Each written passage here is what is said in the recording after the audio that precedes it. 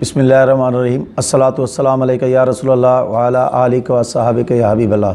حضرات محترم، حضور صلی اللہ علیہ وسلم اپنی امت کے غم میں بہت زیادہ پریشان رہتے تھے، تو اللہ تبارک و تعالیٰ نے آپ کو جنت میں اپنے غلاموں کا مقام دکھایا۔ میرے آقا صلی اللہ علیہ وسلم جب معراج پہ جاتے ہیں، جنت کی طرف جاتے ہیں، تو آپ نے وہاں پر ایک خوبصورت حوریں دیکھیں، بڑی پیاری مد بھری آنکھیں تھیں اور حسن و جمال ایسا کہ جو دیکھے اور دیکھتے رہ جائے۔ حوروں کو دیکھا، میرے آقا کو حوریں پسند آئی، آپ نے سب کو بلایا اور سب کو بلانے کے بعد اب حوروں کو جو ہے آپ تقسیم کر رہے ہیں، اپنے غلاموں کے نام کر رہے ہیں۔ فرمایا یہ حور میں ابو ہریرہ کے نام کرتا ہوں، فلاں حور کو میں عبداللہ کے نام کرتا ہوں، فلاں حور کو عمر بن العاص کے نام کرتا ہوں، فلاں حور کو میں فلاں صحابی کے نام کرتا ہوں۔ آپ نے سب کو جو ہے نا حوریں تقسیم کرنا شروع کی۔ جب سب کو تقسیم کر چکے، حوروں کی جو ملکہ تھی نا، اسے کسی کے ذمہ نہیں لگایا، اسے کسی کے نکاح میں نہیں دیا۔ اب یہاں پر بات روکتا ہوں اور آپ کو بتاتا چلوں، بھئی حوروں کو تقسیم تو وہی کر سکتے جو اختیار رکھتا ہو۔ اب میرے آقا صلی اللہ علیہ وسلم کا اختیار دیکھیں کہ میرے آقا صلی اللہ علیہ وسلم جو کچھ کہتے چلے جائیں، اللہ تبارک و تعالیٰ ویسے ہی کرتا چلا جاتا ہے۔ یہ اب حوروں کی ملکہ جو ہے، اس نے سوچا کہ میں ہوں حوروں کی ملکہ، اور آقا بھی اپنے تمام انبیاء کرام کے امام ہیں، نبی ہیں، رسول ہیں، اور میں وہ بھی امام ہیں، وہ بھی اپنے جو ہے بڑوں کے جو ہے ان سے بھی سب سے بڑے ہیں، اور میں اپنی حوروں میں سے ان کی ملکہ ہوں۔ یقیناً حضور نے مجھے اپنے لیے پسند کیا ہے۔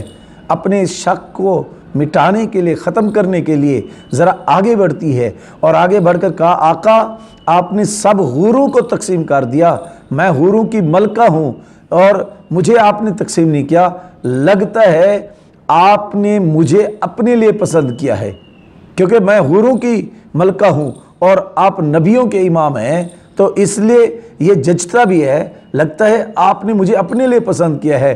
آپ نے ایک نظر اس کو دیکھا، آپ مسکرائے، اور جب مسکرایا ہوگا تو حسن کیسا وہ دوبالا ہوا ہوگا۔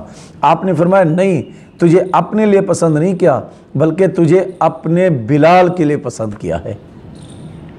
اب میرے آقا صلی اللہ علیہ وسلم چلے گئے۔ جب معراج سے واپسی آتے ہیں، اللہ کے دیدار سے جب واپسی آتے ہیں، جب واپس آئے تو دیکھا کہ ساری حوریں خوشیاں منا رہی ہیں، لیکن وہ جو حوروں کی ملکہ ہے نا، وہ بیٹھی رو رہی ہے۔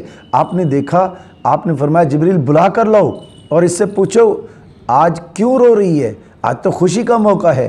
اور جب آتی ہے اور جب پوچھا جاتا ہے کہ رونے کی وجہ کیا ہے، فرمایا آقا کیا میرے لیے یہی بلال رہ گیا تھا جو رنگ کا بھی کالا ہے، ہونٹ بھی بڑے بڑے ہیں؟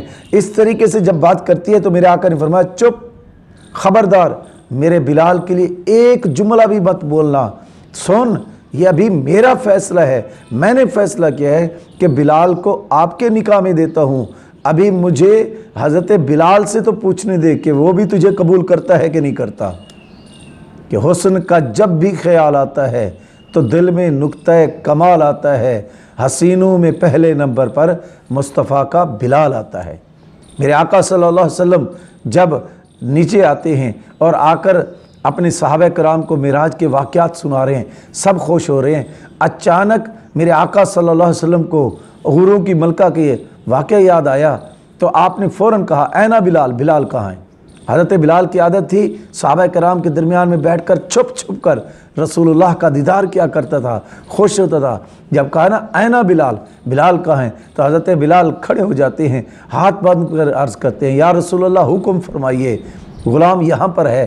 تو آپ نے فرمایا بلال سن، میں نے حوروں کی ملکہ کو تیرے نکاح میں دیا ہے، کیا تو اسے قبول کرتا ہے؟